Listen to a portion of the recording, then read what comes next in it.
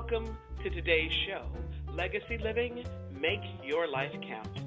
I'm your host, Dr. Gloria Burgess, passionate, inspirational speaker, author, poet, and entrepreneur. Good morning, and welcome to Legacy Living, Make Your Life Count. I'm so grateful that you joined me today. Today is Wednesday, October 3rd. Hey, I want to give a great big shout out and thank you to all of you listening today all around the world.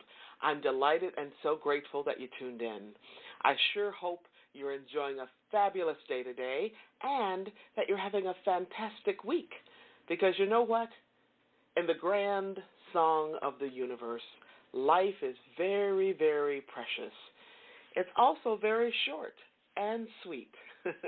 So I hope you're making a difference in your own life, because when you do, you also make a difference in somebody else's life. Now, a lot of folks really want their life to count for something, but they don't know how to do that. Or it seems so big and overwhelming, they don't know how or where to begin. So they ask me, Dr. Gloria, how do you do that? How do you make your life count? Well, it's really very simple, very simple. You make your life count day by day, step by step, moment by moment, smile by smile, every single day, 365, 24/7.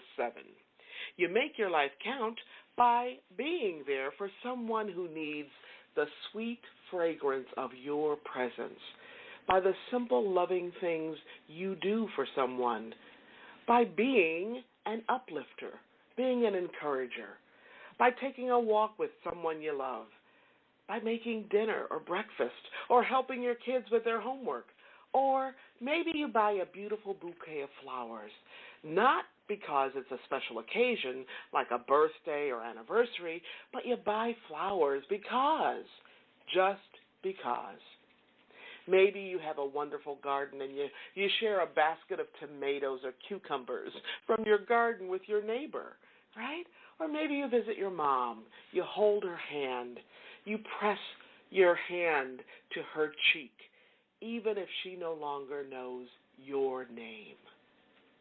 Now, after I've devoted a full day of teaching or facilitating a retreat or just doing way too much outside in the yard, my sweet husband will rub my legs or my feet, or sometimes even runs a nice warm bath for me, just because. Can I tell you something? That makes a huge difference in my life. You can make a difference simply by being grateful for who you are, being grateful for whose you are, and by making sure that you live your purpose and give your gifts to the world. Today, I want to share with you about someone who lived his purpose, someone who gave his God-given gifts to the world, a person who is very near and dear to my heart. His name is Max Dupree. Now, although I never met Max in person, I feel as though I did. In fact, I feel as though I've known him all my life. Next to my parents, his way of being in the world amplified, reinforced, and influenced my own notions about leading and leadership. He wrote and spoke about leadership in a way that just drew me in from that very first encounter. Now, Max wrote and spoke about leadership as an art, not a science, but leadership as an art. And he did so at a time when this was a very, very unusual way to think about leading and leadership. So he was a pioneer and innovator in this area. Max also wrote and spoke about leadership as connecting your voice and touch. Connecting your voice and touch, which I will share about more later in today's show. So, to lift up Max Dupree's contribution to the world. Today's show is all that jazz. All that jazz, celebrating leadership with Max Dupree. Now, sometimes we just need to hit the pause button, right? You've heard me say this many, many times before. We just need to hit pause. We need to slow down and breathe. We need to take a seat at the table with someone, pour up a pot of tea, and just listen. We just need to listen to someone else's story. Sometimes that's how we can make a difference in somebody else's life. Poet Muriel Rukeyser reminds us that the world is not made up of atoms. Oh no, it is made up of stories. Let me repeat that. She says, the world is not made up of atoms. It is made up of stories. Just recently, I was leading a class for leaders who work in the public and private sector, and I was invited to teach their very first course of a leadership institute. Now, my course was all about legacy, how we don't wait until the end of our life or wait until we're about ready to retire to think about our legacy, right? I mean, you know the drill. You've heard me say this before. Legacy is what I talk about on this show every single week. We create our legacy every single moment. That's how we make our lives count. Every single day, 365, 24/7. And this course, my course, for these leaders was all about legacy. And you know what we did? I had them share stories. Yes, indeed. I had them share stories about something or someone near and dear to their hearts. Now, they shared deeply and they shared passionately about why they were called to be leaders. And their stories were positively amazing and absolutely powerful. So today, I want to share Max Dupree's story with you. He was a stellar example of what legacy living, make your life count, is all about. Now, before I delve into Max's story, let me remind you, you can learn more about legacy living, make your life count, by visiting the Gloria Burgess website. That's Gloria, B as in boy, URGESS.com. That's the Gloria Burgess website, GloriaBurgess.com. Or you can visit my Facebook page. That's Facebook.com/DR for doctor, GloriaBurgess, PhD.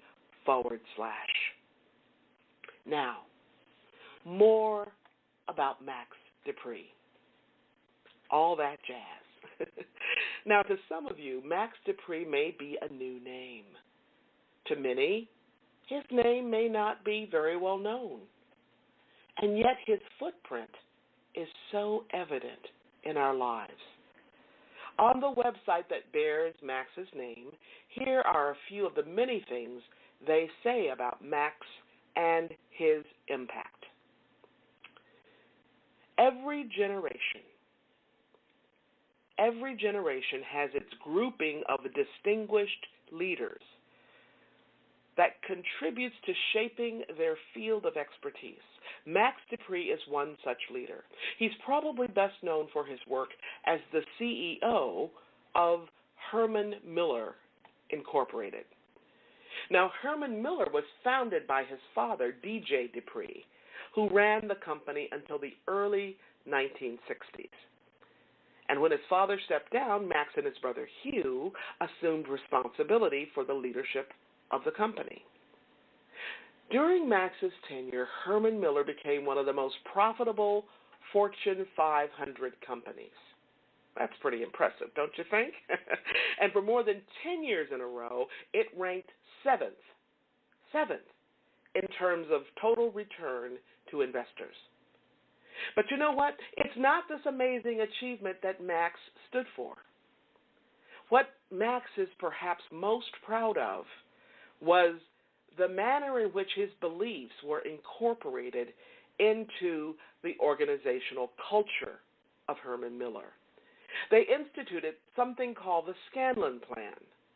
Now, in today's world, we would call it a human resources or a human resources plan or program, right? That program encouraged and rewarded employee participation. Max and his brother Hugh built the business on a foundation of trust and integrity. Trust and integrity. Herman Miller worked with some of the greatest designers in the whole world, earning their respect and admiration. Now, this goes a long way in explaining how a company in a little tiny community called Zeeland, Michigan, was able to establish itself as a no-compromise, innovative design firm that produced beautiful, modern furniture. The result of his body of work earned Max Dupree a place in Fortune magazine's National Business Hall of Fame. Now, one of the qualities that I love most about Max Dupree is that he was intentional. He was intentional about allowing those beliefs that he held and those convictions that he held to shape his approach to life, management, and leadership. In fact, he had an integrated view of all of those, right?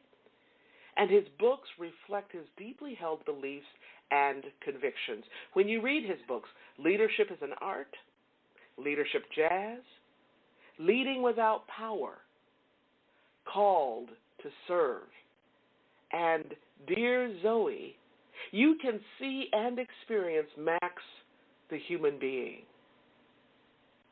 And let me tell you something. His understanding of leadership as an art and leadership as jazz says a whole lot about his own aesthetic. It also says a great deal about his understanding of leadership as a journey and about leadership as a lived experience.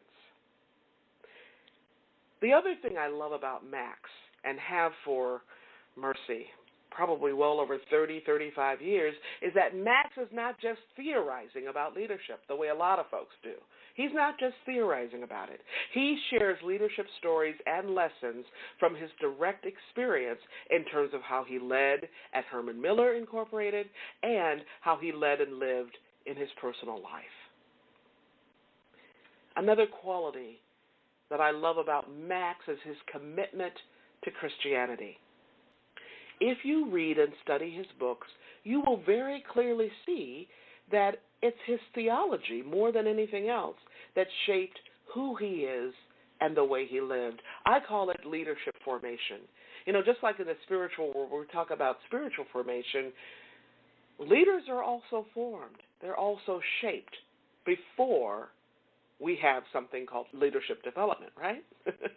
Okay, so just as we think about spiritual formation, we also have this thing called leadership formation. I mean, in our early years, all of us are formed and shaped and influenced. That's what we call leadership formation. Now, Max understood that the private and public separation really didn't reflect the person that he wanted to be in the world. People who knew him well will testify that he was the same man whether he was in a board meeting or consulting or speaking to somebody one-on-one. Now, not only was Max a highly respected leader in business, he was also a beloved father, brother, husband, and grandfather. Max was a student of human nature and of life. And it's been said that his integrated vision of what it means to be human in the fullest sense is perhaps the result of his own pursuit of life. An important part of who we are and of our approach to problem solving incorporates Max Dupree's concept that